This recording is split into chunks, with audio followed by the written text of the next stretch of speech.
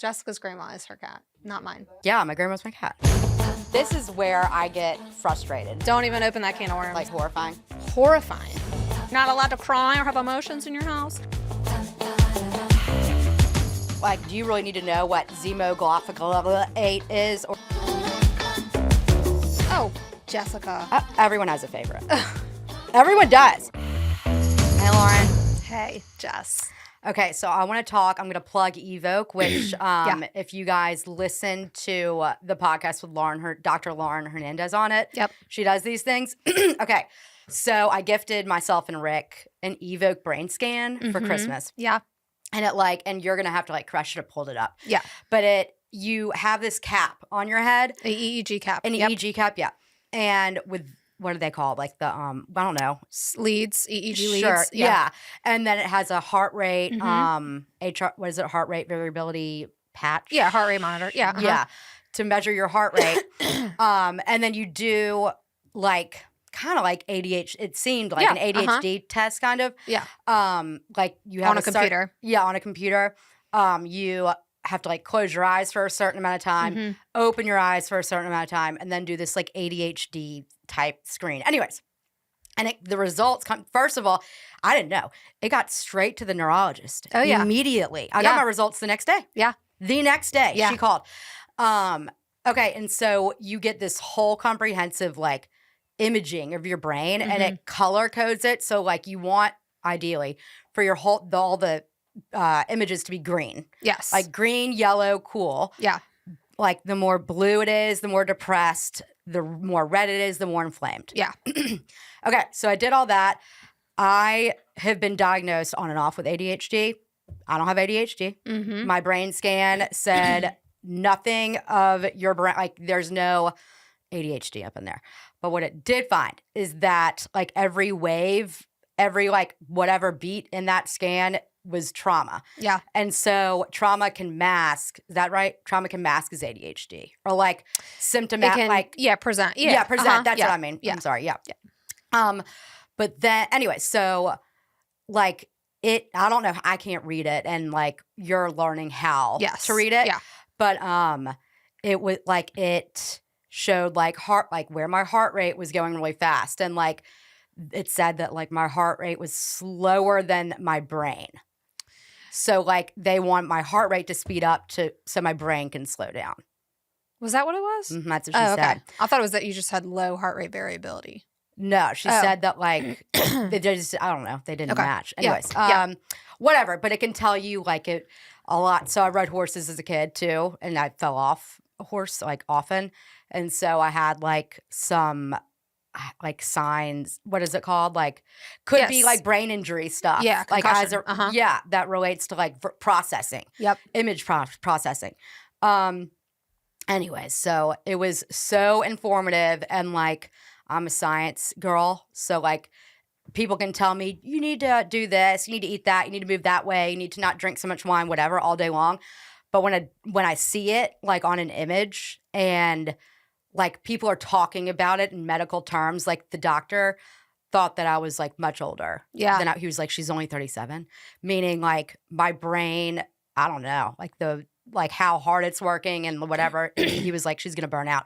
So when a doctor says that, and you're gonna lose short-term memory one of these days soon. It's just I need that kind of shit to make a change. Anyway, so I'm going to Canyon Ranch. That's what I'm gifting myself, because we worth it, Absolutely. To heal all this trauma. Anyways, but yeah, I mean, it's so cool. It's so cool. Such cool technology. It's so cool. And it's so cool that the neurologist that reads it has zero information about you when he reads it. Zero. Lauren, he said something about trauma.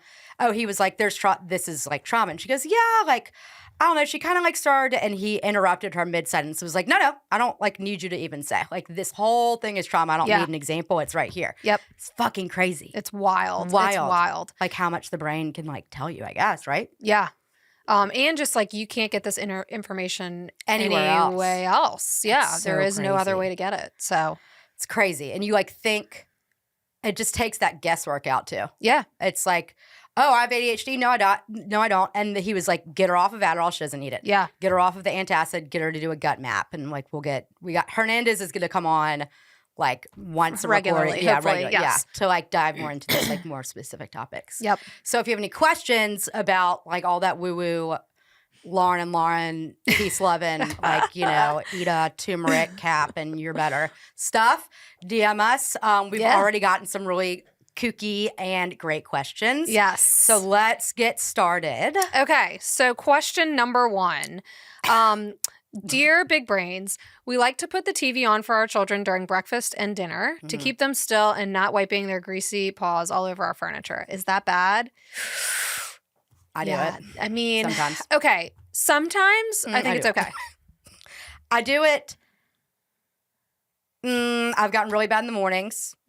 Like they're at this point, they're like waffles coming out of the toaster, and I'm like they're eating it on the couch, and like because especially when Rick's away.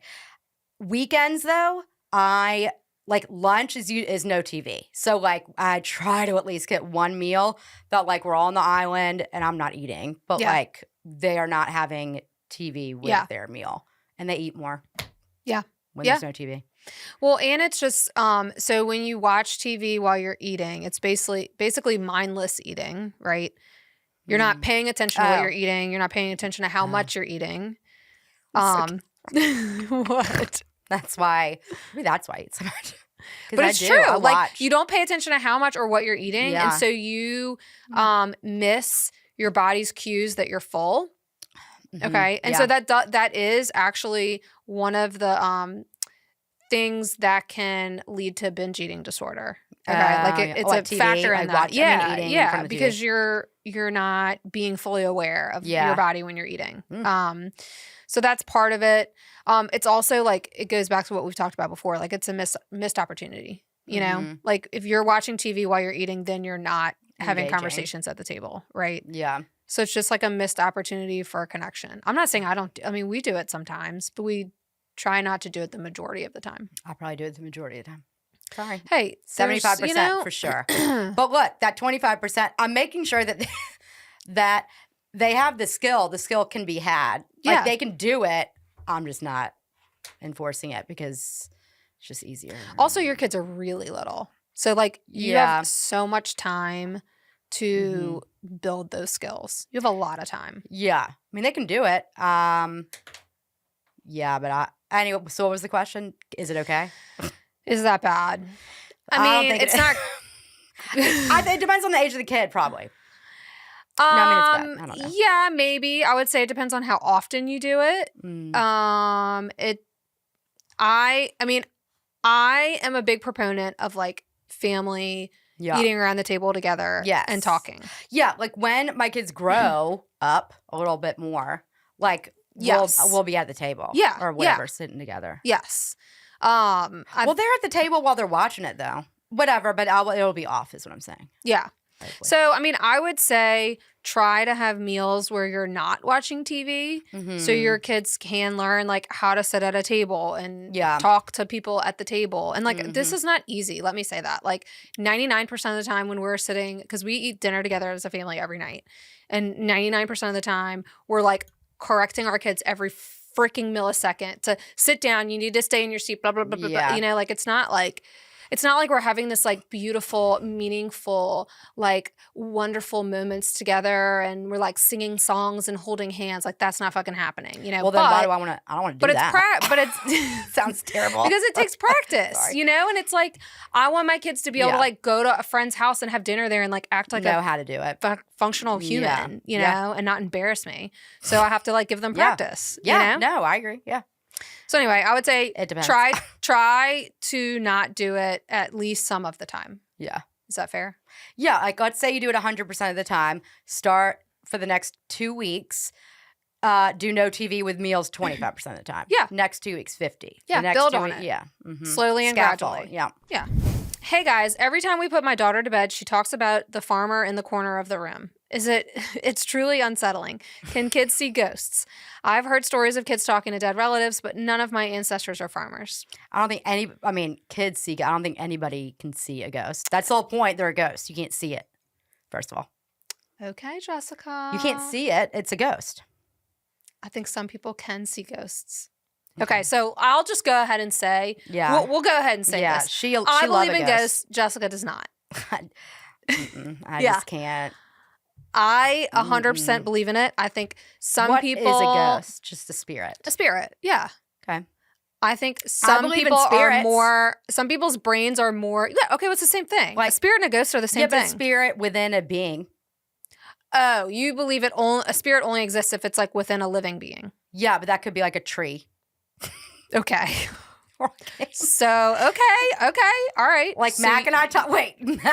So when Mac brought this up, he was like, I would come back, like everything he said as what he would come back to as like a being. I was like, that's not a good idea because you're going to die. Like, he was like, I want to be a sunflower. I was like, well, you're going to be chopped. And you're like, it's not a smart move. Like, you got to like, so you're just shutting him down. Like, yeah. You were shutting him down. Anyways, it was funny, but go ahead.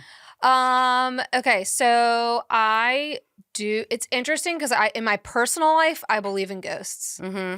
But clinically, even though I've had many kids say, like, I saw blah, blah, blah, or I heard da-da-da in my room, I don't ever think about ghosts in that sense, like, ever. Why? I don't know. It's like a weird divide in my brain. I actually was thinking about that on the way here. I was like, that's weird that I believe in ghosts, but I don't ever believe that a kid who's talking to me, like, in a clinical setting sees ghosts or hears ghosts. Yeah. Which is weird. I would actually love to have on here like a kid who has like psychic abilities or an adult who does and like can tell us about what it was like as a kid. Osmond? I don't know. I think it would be so fascinating. You said you believe in psychics. I like them. I don't know that they're like, I'll let you know after Canyon Ranch because God knows they have mystic stuff like all over. I'm going to get my tarot read or whatever. I like it. I think it's like, I think it's so general. I don't know. You think people are just making shit up? I guess. I don't know. I mean, I like it. I enjoy it. It's entertaining, but it's not like, you know. Okay, so I'll go ahead and tell my story. Yeah, do it. And you can laugh at me. Oh my God. Okay, so when I was like 10 or 11, we moved into this house and it was actually, this was like a theme in my life. It was a psychiatrist who owned the house previous to us, and the house I live in now was a psychiatrist's house. Surround you too, don't they? I know, it's weird. It was like some kind of message that I should be a psychiatrist. Anyway, so it was a psychiatrist who had lived there before us, and his wife had died. I did not know that at the time when my parents bought the house. Okay, I just knew it was like some old people that lived there before us. Okay, his wife had died of cancer, I think, and so upstairs, there was like this big master bedroom. And so we needed another room. And so my parents put up a wall in the middle of the room to make their side, one side was their master bedroom and then the other side became my bedroom. Okay. And so the first day we went in there, I told my parents, I was like, the lady that lived here died in my room. And they were like, of course, my parents were just like, Lauren, that's ridiculous. Yeah. That's just not true, whatever, blah, blah, blah. They never talked about it again. I always felt super uncomfortable in my room. Like I was the kind of kid in my previous house, wanted to be alone in my room all the time, playing with my dolls, playing with my stuffed animals, like loved being by myself, just playing for hours. This house that we moved into, never wanted to be alone in my room. It creeped me out. I don't know what it was. I just like couldn't be in there. You're rolling your eyes because you don't believe me. Okay, that's fine. No. I believe that you think that there was someone there. But I didn't know at the time. I had no knowledge that someone had died in that house. But you said the girl lady who lives here are dead. My room. I said that because I like it just like came to my head. I know. Yeah. So that's what I'm saying. I think that I manifested it into being. I think that you probably heard like something, or you ever heard an adult conversation. You didn't want to be in that room because it was new and unfamiliar, and like, I mean, I could give 1,000 reasons. Sure, you can rationalize it. Sure. Yeah. So throughout the time that we lived there for about maybe 8 years, I think, or 10 years or something like that. And throughout the time that we were there, it was just like all these little things that happened that were weird and creepy. Like randomly a TV would turn on, or there was like this one motion detector in the house that like whenever I was alone at home, like I remember I had a friend over and we were like in the living room and it like kept just like going off by itself. It was an inside motion detector. It was a motion detector in our house, not an outside one. Why'd you have an indoor one? Because we had people break in a lot. also why you were fucking scared to be in your room by yourself. Are you kidding me? Yeah, but no, no one had broken in when I was really little. That started happening like in high school. Anyway, there was like this one room upstairs that my sister and we did not talk about this until we were adults. Okay. We had like long left the house. Mm-hmm. There was this one room in the house that we used to like run past. It freaked us out. I never went in that room one time in my entire life. It was the guest room. Oh, okay. This was guest room. Okay. Which was next to where my bedroom was.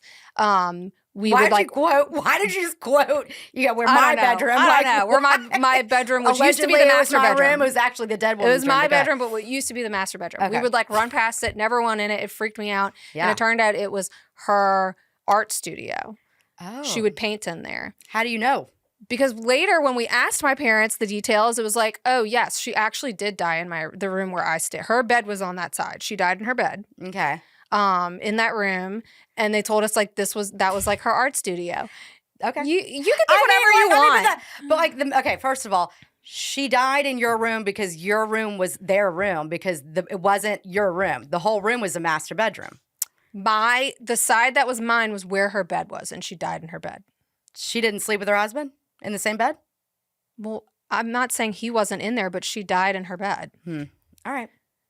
Her bed was on the side of the room which became my bedroom. Okay. Do you understand what I'm saying? Yeah. Okay, whatever. You can think whatever. I mean, so there's a farmer in the corner. Dad's scared there's a fucking farmer in the corner. What do you think? What does it say? Can kids see ghosts, basically? Kids can see whatever they want to see. Clinically, like I said, if I have kids say this shit to me, which they do all the time, I'm like, that's your imagination. That's fear and anxiety. That. Personally, I believe something different. I know, it's weird. I can't explain it. I can't explain it. You can, because you would never, because if you said, it's probably true. Yes. Like, what's the farmer's name? They'd be like, you're fucking crazy. Goodbye. I'm not giving you my money. Yes. I mean, I think I have to tell them that's just like anxiety, because then they feel better about it, right? That it's not actually a ghost. There's no ghost there. This is your anxiety. You're such a little hypocrite. I guess I am. Oh my God. I guess I'm a fucking hypocrite. What about dead relatives? So obvious the way I just read that. I was like, for the life. I mean, I believe in it. I believe that like there are some kids who can sense something or see something or hear something that is spiritual. I just believe it. I do. Why? I don't know. I have no clue. Actually, I did a grand round. You know what grand rounds are? Okay, so like when you're in residency, at some point during usually grandparent round. What? No, it's not a grandparents' day. No, but like you only round. It's your grandparents' day while you're residency. No. Oh. So you have to like in your last year of residency, you have to do a presentation where you do like a bunch of research on a topic, and then you present it to the entire department. Yeah, it's kind of like a thesis. Yes, it's basically like that. And one of my attendings knew that I was like obsessed with ghosts, and he was like, I want you to go research like any intersection between like paranormal and psychiatry. You know, like how have psychiatrists dealt with that? And it was actually pretty interesting. I wish I still had it where I could it's very Eastern, right? Yes. Western. It is very Eastern. Asian. Like yes. Like I feel like Asian cultures are very like spirits and whatever. Yeah. And like death lineage. Is not an end. It's like a continuation. I mean, I believe that. My grandmother's my cat, you know? Right. That's weird that you don't believe in. Because I don't believe in like I don't know. Like it's just like a beat. Like it's air. Like I don't understand that. Like you're air. That's it. You're through the curtains. Like, it's basically Casper. That's what it looks like. That's it. It's Casper flying around. But like there's a farmer. So like you're having a Delulu is what it sounds like. Like a farmer. I would like just, what is it normal for kids to see ghosts? I don't. Lauren says yes. I'm not going to say it's normal, but I think it's possible. I think it's possible. Is it normal for kids to be scared of something because maybe it was the last thing they saw before bed? Yeah. Yeah. Or just like being scared being in their room at night alone when it's dark. That's a whole thing. That's extremely common. Jessica's grandma is her cat, not mine. Yeah, my grandma's my cat. I just thought, what is the question here? Yeah. Like you feel like, you like feel the woman from under your bed who like is Picasso. Like I got my cat and she's just like she's just a fucking queen. And like same vibes as my mom's mom, grandmama. Ugh. And I don't know. So I was like, oh, this is my grandmother. I don't know. I know, because I'm like, to me, it's not weird. I'm like, yeah, your grandma's your cat. Yeah, absolutely. Yes, she is. Yeah. And when she dies, she'll turn into something, maybe the next cat. Okay, well, then you might appreciate this story better. Okay. So one of Miles's long-term clients, my husband's a fishing guide, one of his long-term clients who lives in Colorado with his wife and kids. Okay. We went to visit them one time, and they have two kids. The older one's a girl. When she was really little, like 2.5 or 3, she kept having these like nightmares or like flashbacks, basically, of like and like the words she was using, it was so weird because she couldn't really speak that much. She was like something 2 or 3. With her side. It was like she kept saying like fire something here. I wish I could remember the specific words, but she was saying all these like weird things, and then she was saying words that when they looked them up, they were like Native American words. Oh, that's cool. Yeah. And they like did all this research, and it was like they think she was talking about like an arrow going into her, like being shot by an arrow, basically. But like she didn't have like the words to like say it. It was like fire. I can't remember what it was, like fire sword or something like that. But she like repeatedly, and then she would like tell a story about, like a battle or something like that. Something Pocahontas from Disney. Yeah. Right. But she was like too little to be exposed to anything like that. Like she had never seen anything about it. She was like 3. I mean, and then she just kind of grew out of it over time. Because she watched Pocahontas or like some. Okay. See, of course you're going to rationalize it. You're not going to believe anything. No. Okay. No, well, but I mean, I do believe because my grandma's my cat. Your grandma's your cat. Yeah. Okay. You can't. Yeah. I just don't. It's like, I don't know. No, it's just a cat who's really sassy. Nope, it's not your grandma. But she like loves me, this cat. Like, okay, yeah, you take good care of her. So it's not your grandma. It's just a cat that you take good care of. Okay. I'm not like I wouldn't fight about it. I just like don't. I just can rationalize everything. Except for my cat is my grandma. Okay. But like maybe stay tuned. Like when she dies, like and maybe I get a feeling of like another dead person that came back. And I'm like, oh, TBD. Well, TBD. Dear LBC, we've had an issue lately with my son waking up in the middle of the night and crawling into bed with us. I feel bad because he's scared, but I can't sleep. Should we be less accommodating? Yes. Yeah. The problem is once you open that door, it's very hard to close it, right? The older your kids get, the harder it is to correct that. Does it I say? know. No, it doesn't say. Too bad. The older your kid gets, the harder it is to correct it. I mean, I feel like you can do it every once in a while, like if they're sick, Mine are young, so like I feel like if like the exceptions or whatever, I feel like they can handle that when they're older. Yeah. Like if let's say Rick and Rhodes like go on a vacation or something, and like Monroe is home with me, and Monroe's like 10. And we're like, okay, we're gonna have like a sleepover tonight. Yeah. Like that I think is fine. Yes. But like the 3, 4, 5, 6, 7, 8-year-old who's like waking up at 3 a.m. and coming every single night. Yeah, no, you gotta like cut that shit out ASAP. And it sucks. And it hard, does suck. but it goes really back to that hard. fucking grit. Like you just gotta like it's what that teaches them is that whatever they're scared of is they need to be scared of. They should come to you because they aren't safe up there by themselves. It shows them that they don't have the ability to soothe themselves. Yep. They need to depend on you to soothe them.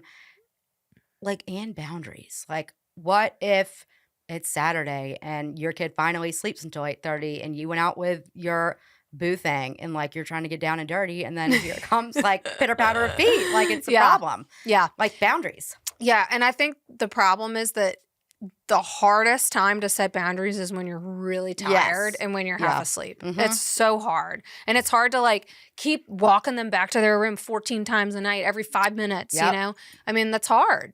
But also I get it. So like I didn't get it's a door monkey is this thing that like you attach to the door and the whatever, and it keeps the door ajar. Yeah. So it's not like you're locking them in there. But and asleep, Elizabeth told me this too. She was like, especially the younger the kid, it's not safe for them to be able to walk out of their room in the middle of the night. Like they could grab something, run into something, fall down the stairs, like realize you're not getting up, and then go grab shit that they shouldn't be grabbing. Like they need to be locked, quote unquote. Yes. And their rooms, like door monkey, great thing. It didn't fit, like, of course, the molding around like the doorway, so I had to get another version. But like works great. Yeah, works great. And like Rhodes, like it wasn't a problem. I don't know. Like it wasn't like a freak out. Yeah. Well, and it's like once you get over the hump, yes, it's fine. Like then the precedent is set. You know, it's just like doing the training part is hard. The training is hard. Yeah. But then if you stay consistent, then the precedent is set that like, no, you don't come in my room. Yeah. You know, you stay in your room. I give you permission to or whatever. Yeah. And like they're scared. Like I'm just wonder like how does like initial putting down to sleep look? Yeah. You know what I mean? Like, are you starting that whole process like rubbing a back? Like, oh, you want $3? Okay. Oh, 6, fine. Yeah. Like, oh, check under the beds. Oh, I need that light on. Wait, no, not that one. Another one. Like, are you setting the foundation of like avoiding undesired situations? Yeah. And are you also setting the foundation of like, whatever I'm saying I'm scared of, like, is not questionable, but like it's real enough, quote unquote, for you to go check for me. You know what I mean? Yeah. Like there's like Rhodes, he's in this thing now, and like I'm doing it because it's the end of the day, and I'm like I need a glass of wine, but like he has twin beds, and one of them, like the one closest to the hatch, like if the pillow, so I put the pillow on the floor. If the book, like their books, his toys or whatever they have to go out. Like it's like they don't. I know they don't. I don't feel like dealing with it, so it's like so easy for me to whatever. But if this keeps becoming a thing, I'm stripping I had to do this one. Yeah. Right in the beginning when he had a wild sleep regression, he was getting up at like 4, whatever, and it was fucking terrible. It lasted 2 weeks, and I picked up the phone and called Elizabeth because I was like, I can't. I had to strip his room of everything except for like the Chester drawers and whatever, because he would get shit, throw it, like whatever. And if this starts becoming a thing, and be like, if you choose to keep like delaying bedtime, you're choosing for me, you'd have nothing in the room. Yeah. Anyways, but yeah, I mean, you can incentivize everything, you know? Yeah. Like my youngest is incentivized by do y'all have Happy Grams at school? Do you know what that is? Oh, that's sweet, but no. Okay, it's just like she's in pre-K. Oh no, she's in pre-K. Oh yeah, she's in pre-K. Yeah, maybe. The parent will send in a note saying like, so and so helped to clean the dishes last night, That's or sweet. so and so helped to sweep the floor, or whatever. Oh, and they get a shout out. And she's like, and they get a shout out in front of the class, and she's super motivated by it. So one of her things is, if she stays in her bed all night, she gets a Happy Gram. And like she doesn't come get in bed with us, but she'll a lot of times like scream for us or whatever. Yeah. Or like come in the room and be like, I need water, even though the water's fucking right next to her. And so this is incentivizing her. Yeah. For my middle, he's incentivized by TV time. Yeah. My oldest doesn't do this shit. On occasion. Oh, on occasion. It's not common, but does like he on like try to come in, or is it like just go put him back and bye? He'll try to come in the room and like try to get in bed with us. Like he tries to like sneak in without us knowing, and I'm like, nope, going back in your room. Yeah. And then like the bedtime thing. Sometimes you just like have to be mean. Like I'm kind of mean at bedtime. Same. Like I'm like, we'll have our sweet time. We'll like read our book and snuggle. And then I'm like, and now it's fucking done. And I'm out of here. And they're like, and I'm no, go to bed. Half the time Monroe will call. So I'm like, especially when Rick's out of town, it's like I like play tennis. I'm like, close this door, go in the other one, close that door, go in, because they're all like screaming, like whatever. And half the time I'll open Monroe's door and she'll like see me and she'll go, and like she's like thinking about what can she say? Yeah, like, she's like just like ice cream. And then I fall for it because it's like she threw it on the ground and now I'm anyways, but then and Rhodes is just but yeah, you and I used to be so good at like night. I'm not coming back. Like this is it. For Rhodes, for both of them, I probably go like 2 or 3 times, and then I'm like, I'm not coming back up, and they'll scream, and they'll stop. Yeah, and then they eventually stop. Yeah, and they will, and they're fine. They're fucking fine. They're fine. They're fine. And it's not. And that action of like me going up that's not about them. That's about my It's relaying your own anxiety. Yeah. No, it's not even anxiety. It's like, I can't hear you scream. Yeah. It's not like, I know they're fine. Yeah. See, I don't believe in ghosts, but I will knock on wood. But anyways, I know they're fine. I just can't, I can't hear you. I can't hear any more noise. Yeah. I need you to shut the fuck up. Yeah. Right now. Go the fuck to sleep. I started doing that. I did that with clients yesterday. They were just being too fucking loud. And I was like, everyone's in a whisper. And you're not allowed to talk. It was a group of boys. I was like, we're all in a whisper. And they fucking whispered the rest of the time. It was really fun. Yeah. It was good. Impressive. I know. Anyways, so they fine. Get them out of the room. Get them out of your room. I mean, it's like if your kid falls and they have a little scratch on their arm, do you say like, oh my God, are you okay? Or you're like, you're good, let's go. You're good, you got this. Come on, get back up. I mean, I'm not like, oh my God, but I'm like, oh my goodness, that hurt, huh? Yeah, but you can also be like, it's okay, you're okay. Yeah. You know? Yes. Same kind of thing. Yeah. Hey, young professionals. Are we young professionals? Oh my God. I mean, I guess I'll take it. I thought I needed more Botox. Right. Vaccines scare me. I don't want my grandkids getting autism from all from some vaccine that no one knows what's in it. I saw something about kids today getting 72 vaccines now. Should I be worried? Well, they're not getting 72 vaccines. There are multiple versions of singular vaccines. Yeah. Like Hep B. Yeah, like Hep B. There's meningitis. like 5 different versions of like that singular vaccine, and depending on like where you live and whatever, you're getting one of those. I get my kids vaccinated because I just do. I don't know about all this autism leading to whatever stuff, honestly. What do you know? I don't know anything about it. So, and I will say, like, look, I am a traditionally trained physician. Yeah. I am trained to trust, like Lauren Hernandez said, I am trained to trust science. I am trained to trust vaccines. I have never questioned vaccines in my life until very recently. Never. My kids are fully vaccinated. Yeah. You know, I've never questioned it. I think that my whole journey with my own kid and his medical problems and like having to rethink things that, you know, like, okay, so he's diagnosed with something that I didn't believe was a real thing until like 3 months ago. Yeah. Like I was taught taught it was not real. Okay. Yeah. I was taught it was a bunch of, was that something that came up in legitimately taught it was bullshit. Oh, I didn't even know that. Yes. I was taught that it was total bullshit. Okay. Huh. And when he got diagnosed, and then I saw all of the proof. He has something called PANS. Okay, pediatric acute onset neuropsychiatric syndrome. And then the other one is PANDAS, which it's the same symptoms but different causes. PANDAS, which is like pediatric autoimmune, whatever, I don't know, Google it, is secondary to strep, and PANS is secondary to, it can be a bunch of different things. It can be viruses, it can be toxin exposure, et cetera. Okay. But it's the same symptom cluster. So this was like first talked about at the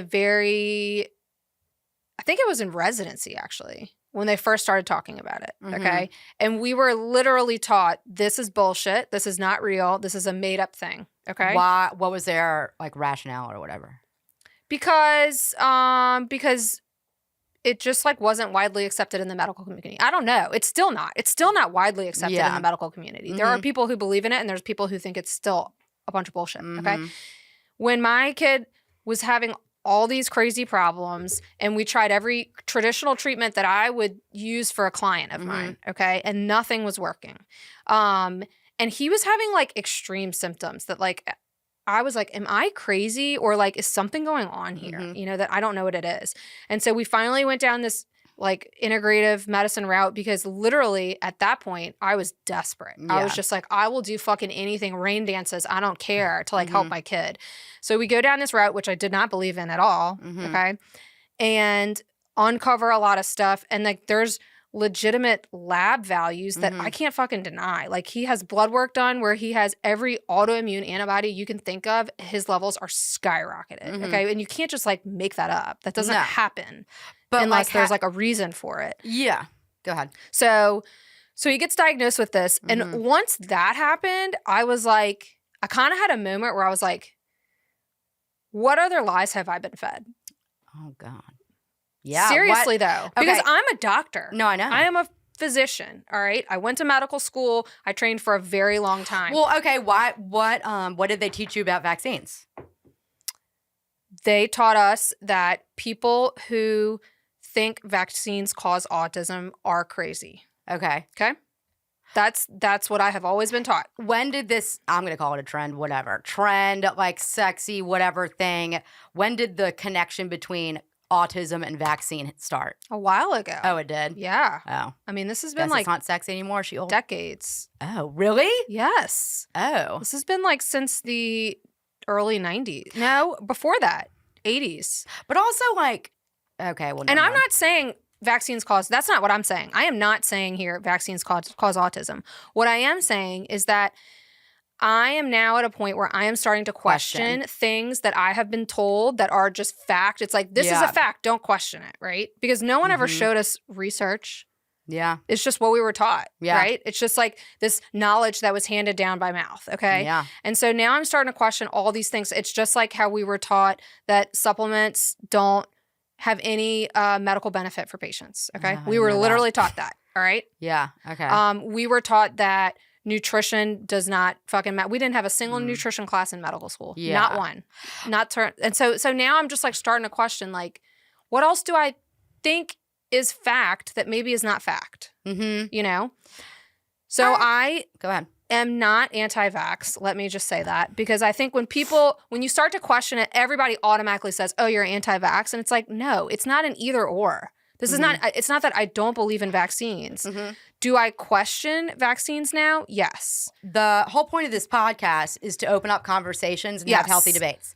That's what it is. So like, and also like everybody it's called freedom of speech. Yeah. That, you know, I mean, Trump can say whatever he wants, so why can't we? Right. Fuck off. All right. Anyway. We love hearing from you guys. Sorry, I had like an inward burp. Anyways, we love hearing from you guys. There are no stupid questions, anything like kids, anything, mental health, anything. I mean, like postpartum, like even like mom stuff. Yeah, like absolutely. Pregnancy frustrations. Parent. Well, we're open to dads too. Yeah, but I meant like pregnancy. Yeah. But I guess you can have a surrogate. Okay. Yeah. Ugh. It's old. Whatever. But like pregnancy journey, postpartum, like if you have a NICU experience, like school stuff, learning disabilities, like chronic diseases in kids. Yeah, pandas stuff. Yeah. All of that stuff. Nothing's off the table. Please keep submitting these really great. These were great questions. I'm kind of surprised that we got those so quick on. Submit your questions through our Instagram, DM us, comment, make up a name, make up a handle if you want to be anonymous at The Little Brain Campaign. Bye. Thanks for tuning in to this episode of The Little Brain Campaign. Please like, subscribe, and follow. See you next time.